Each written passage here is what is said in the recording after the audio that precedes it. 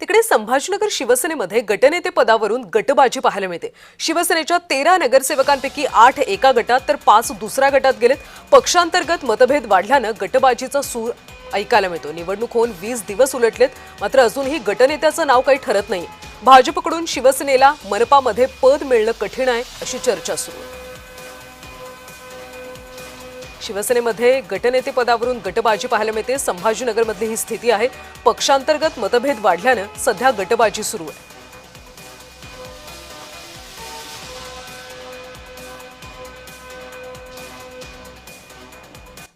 आणि संभाजीनगरमध्ये नेमकं सध्या काय चाललंय अधिकची माहिती देत आहेत आमचे प्रतिनिधी विजय चिडे।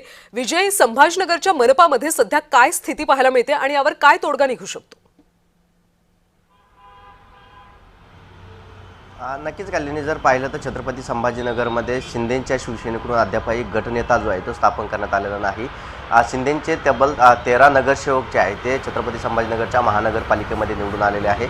मात्र शिंदेंच्या अंतर्गत वादामध्ये जर पाहिलं तर गटनेता जो आहे तो स्थापन झालेला नाही, कारण या 13 पैकी 8 नगरसेवक जे आहेत ते एक गटामध्ये आहे, तर दुसऱ्या गटामध्ये जे आहे ते 5 नगरसेवक असल्याचे पाहायला मिळतं।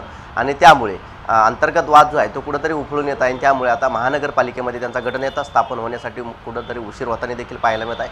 त्यामुळे वरिष्ठ याकडे लक्ष देणार का हे देखील पाहणं महत्त्वाचं आहे। मात्र सध्या जर पाहायला गेलं तर भाजपाची सत्ता जी आहे ती महानगरपालिकेमध्ये असणार आहे, कारण 57 नगरसेवक जे आहे ते भाजपाचे आहे आणि बहुमतासाठी 58चा आकडा लागतोय। मात्र शिंदेंचा त्यांना पाठिंबा असणार असल्याचे देखील सांगितलं जात आहे। मात्र भाजपकडून जर पाहिलं गेलं तर शिंदेंना कोणतंही पद मिळणार नसल्याची चर्चा आहे आणि त्यामुळे आता शिंदेंचे जे 13 नगरसेवक आहे यामध्ये देखील आता गटनेता स्थापन करण्यासाठी किती वेळ कधी करतात हे देखील पाहणं महत्त्वाचं आहे, कारण महानगरपालिकेचा निकाल लागून आतापर्यंत 20 दिवस उलटले आहेत तरी देखील आता गटनेता जो आहे तो स्थापन झालेला नाही।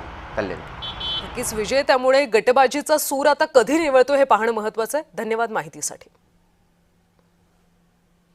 संभाजीनगर गटनेत्याचं नाव आज जाहीर केलं जाणार आहे। भाजप आज नाव जाहीर करेल अशी माहिती मिळते।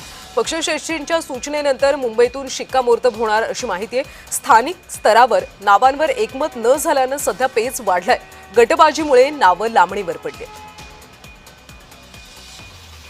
तर पक्षश्रेष्ठींच्या सूचनेनंतर मुंबईतून नावावर आज शिक्कामोर्तब होणार आहे। भाजप आज नाव जाहीर करणार असल्याची माहिती आहे। स्थानिक स्तरावर नावांवर एकमत होत नाहीये आणि त्यामुळे सध्या संभाजीनगरमध्ये पेच वाढल्याचं पाहायला मिळतंय।